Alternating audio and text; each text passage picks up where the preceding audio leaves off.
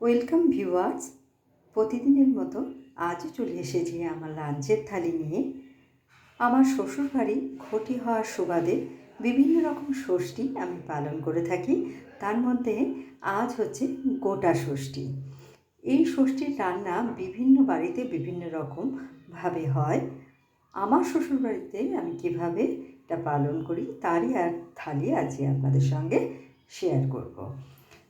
আজকে থালিতে নিয়েছি সাদা ভাত, নিয়েছি একটু শশা কুচি স্যালাড হিসেবে। প্রথম পাতে খাওয়ার জন্য নিয়েছি গোটা ষষ্ঠীর তরকারি। এর মধ্যে পালং শাক, মিষ্টি আলু, এমনি আলু, বেগুন, শিম আর কড়াইশুঁটি ছটা ছটা করে নিয়ে আমি বড়ি ফোড়ন দিয়ে রান্না করেছি।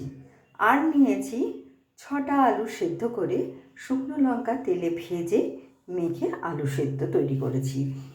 তার সাথে খাওয়ার জন্য নিয়েছি গোটা বিউলির ডাল, যেটা আমি 5 ফোড়ন ও শুকনো লঙ্কা ফোড়ন দিয়ে আদা লঙ্কা বাটা দিয়ে রান্না করেছি। তারপরে নিয়েছি সয়াবিনের একটা তরকারি, নতুন পটল আলু দিয়ে আদা জিরে লঙ্কা টমেটো বাটা দিয়ে। আর শেষ পাতে নিয়েছি টোপা কুলের চাটনি।